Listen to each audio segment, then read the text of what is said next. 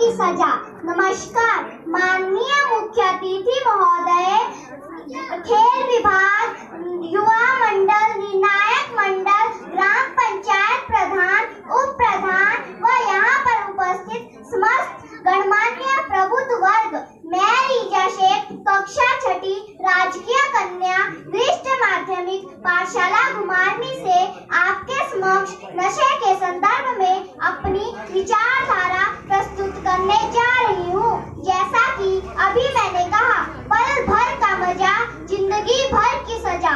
नशा एक ऐसी सजा है जो हम न सिर्फ अपने आप को देते हैं बल्कि अपने परिवार, दोस्तों, रिश्तेदारों एवं अपने समाज को भी देते हैं। नशे की लत को सजा इसीलिए कहा गया क्योंकि नशे के सेवन से हम न केवल शारीरिक रूप से बल्कि मानसिक रूप से भी अपने आप को बीमार कर लेते हैं। नशे से हम डिप्रेशन में चले जाते हैं, हमारा मानसिक संतुलन खराब हो जाता है, सांस लेने में दिक्कत होने लगती है, फेफड़े गलने लगते हैं और तो और कैंसर जैसी गंभीर बीमारियां भी हमें घेर लेती हैं। नशे की लत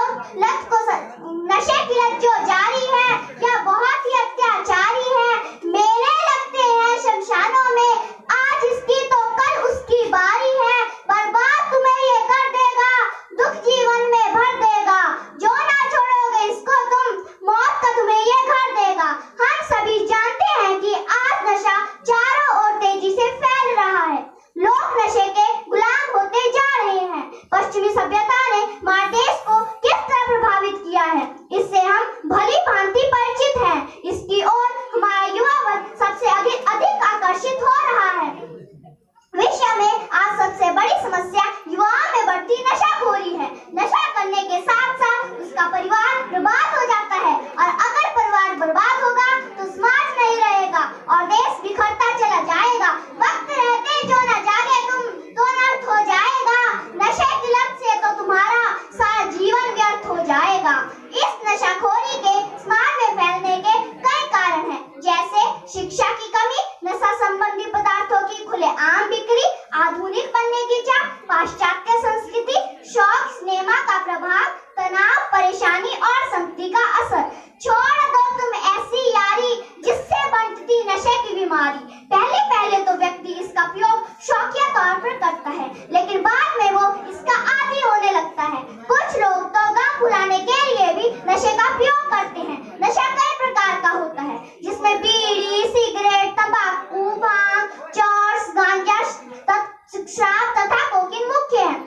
नशा एक ऐसी आदत है जो इंसान को दीमक की तरह अंदर से खोखला बना देती है, उसे शारीरिक, मानसिक और आर्थिक रूप से बर्बाद कर देती है। ना काम का ना काज का, नशा है दुश्मन जान का। जहरीले और नशीले पदार्थों का सेवन इंसान को बर्बादी की तरफ ले जाता है। युवाओं के साथ साथ बड़े बुजुर्ग भी इसकी गिरफ्त में आते जा रहे हैं, लेकिन सबसे ज्यादा यह युवाओं में देखने को मिलता है। किसी भी देश का भविष्य और देश की तरक्की देश के युवाओं पर टिकी होती है।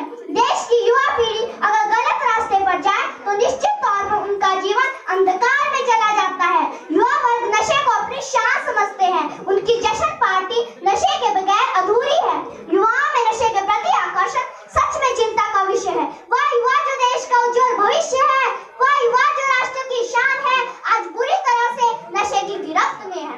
नशा तो एक ऐसी आफत है, सीधे मौत को दावत है। आज नहीं सुधर तो तू अंतकाल पछताएगा। आज नशा जो खाता तू है, कल तुझको नशा ये खाएगा।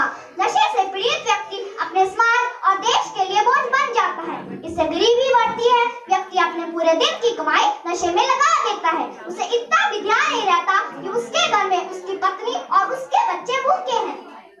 नशे का सेवन घरेलू हिंसा और कई तरह के जघन्य अपराधों को बढ़ावा देता है। नशेबाज कहते हैं सभी आती तरीक नाराज, बीवी बच्चे हो रहे रोटी को मोहताज, शराब करती है सबको खराब। ये कहावत आपने पहले कई बार सुनी होगी, लेकिन यहाँ इस कहावत को कहने का मेरा तात्पर्य यह है कि नशीले पदार्थों का सेवन हमारी बर्बादी की राह हमें दिखाता है और ये गलत है। सफल बनने के लिए एक इंसान को बहुत मेहनत करनी पड़ती है। यदि वो अपने अंदर बुरी आदतें विकसित कर ले तो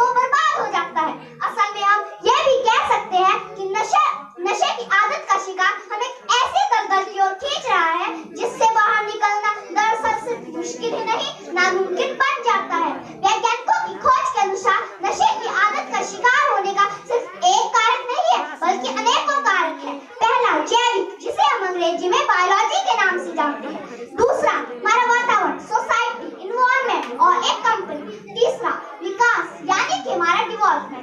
चौथा, किशोर अवस्था की उम्र।